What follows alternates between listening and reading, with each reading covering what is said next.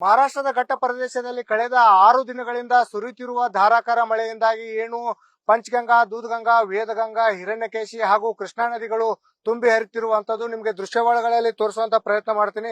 ಈಗಾಗಲೇ ಕೃಷ್ಣಾ ನದಿ ಏನು 1,20,000 ಕ್ಯೂಸೆಕ್ಕಿಂತನೂ ಹೆಚ್ಚು ಒಳ ಹರಿವನ್ನ ಹೊಂದಿರುವಂತದ್ದು. ಸದ್ಯ ನಾವು ಬೆಳಗಾವಿ ಜಿಲ್ಲೆಯ ಚಿಕ್ಕೋಡಿ ತಾಲೂಕಿನ ಕಲ್ಲೋಳ ಯಡೂರ್ ಬ್ರಿಡ್ಜ್ ಬಳಿ ಇರುವಂತಹದ್ದು ನಿಮಗೆ ದೃಶ್ಯಾವಳಿಗಳಲ್ಲಿ ತೋರಿಸುವಂತ ಪ್ರಯತ್ನ ಮಾಡ್ತೀನಿ. ಈಗಾಗಲೇ ಏನು ಕೆಳಹಂತದ ಸೇತುವೆ ಈಗಾಗಲೇ ಸಂಪೂರ್ಣವಾಗಿ ಮುಳುಗಡೆಯಾಗಿರುವಂತದ್ದು. ಏನು ಮೇಲ್ಸೇತುವೆ ಕಾಮಗಾರಿ ಕಳೆದ 5-6 ವರ್ಷಗಳಿಂದ ಕಾಮಗಾರಿ ಪ್ರಾರಂಭವಾದರೂ ಕೂಡ ಇನ್ನೂ ಏನು ಕಾಮಗಾರಿ ಪೂರ್ಣಗೊಂಡಿಲ್ಲ. ಹೀಗಾಗಿ ಎರಡು ಹಳ್ಳಿಯ ಏನು ಜನರ ಸಂಪರ್ಕಕ್ಕೆ ಕಡಿತವಾಗಿರುವಂತಹದ್ದು. ಈಗಾಗಲೇ ಚಿಕ್ಕೋಡಿ ಉಪವಿಭಾಗದ 9 ಸೇತುವೆಗಳು ಈಗಾಗಲೇ ಸಂಪರ್ಕ ಕಡಿತವಾಗಿರುವಂತಹದ್ದು.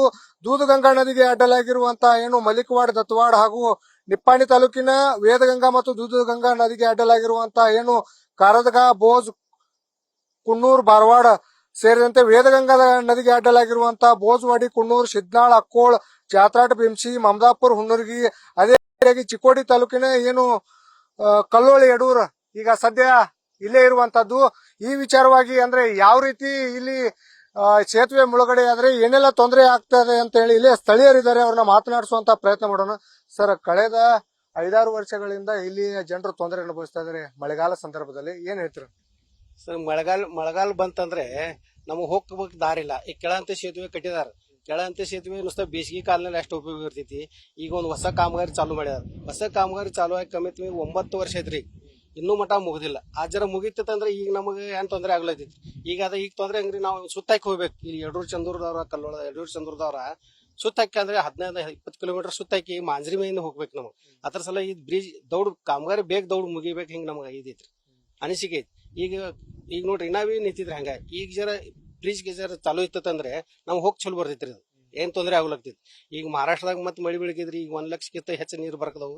ಮತ್ತೊಂದ್ 2 ದಿವಸ ನೀರ್ ಮಳಿ ಹೆಚ್ಚು ಬರ್ತದ್ರೆ ನಾವೆಲ್ಲ ಹೋಗೋ ದಾರಿ ಇರಂಗಿಲ್ರಿ ನಮ್ಗೆ. ಆಯ್ತಾ, ಆಮೇಲೆ ಮತ್ತೆ ಸುತ್ತ ಹಾಕ್ಬೇಕು ನಾವು. ಅವಾಗ ನಮ್ಗೆ ಆರ್ಥಿಕ ಹೊರೆ ಬರೋದು.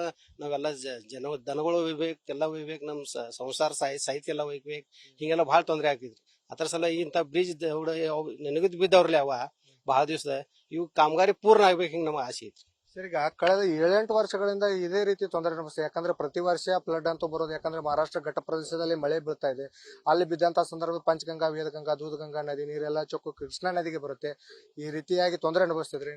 ಇಲ್ಲಿ ತೊಂದರೆ ಅದು ಐತ್ರಿ. ಅದ್ರ ಸಲ ಇವು ಬ್ರಿಡ್ಜ್ಗಳು ಆಗ್ಬೇಕ್ರಿ. ಯಾಕ್ರಿ ತೊಂದರೆ ಜನರಿಗೆ ಪ್ರತಿ ವರ್ಷ ಐತಿ. ಅದನ್ನ ಪ್ರತಿ ವರ್ಷ ಹನಿ ಬರ, ಪ್ರತಿ ವರ್ಷ ಕಾಟಾಚಾರಕ್ಕೆ ಬರ್ತಾರು, ಭೇಟಿ ಕೊಡ್ತಾರೋ, ಮಾಡೋಣ ಅಂತ ಹೇಳ್ತಾರೋ, ಮತ್ತೆ ಹಂಗ ಈಗ 9 ವರ್ಷ ಐತಿ ನೋಡ್ರಿ ಕಲ್ಲೋಳ ಯಡೂರ್ ಬ್ರಿಡ್ಜ್, ಹೊಸ ಬ್ರಿಡ್ಜ್ ಕಟ್ಕದಾರು, ಇನ್ನೂ ಹಂಗ ಬಿದ್ದಿತ್ರಿ. ಅದು ಅದ್ರ ಸಲ ಇಂಥ ಕಾಮಗಾರಿ ದೌಡ್ ಬೇಗ ಮುಗಿಬೇಕು ಅಂದ್ರೆ ಜನರ ತೊಂದರೆ ಆಗಂಗಿಲ್ಲ, ಜನರ ಹೋಗ್ ಬರ್ಕ ಅನುಕೂಲ ಆಗ್ತೈತ್ರಿ.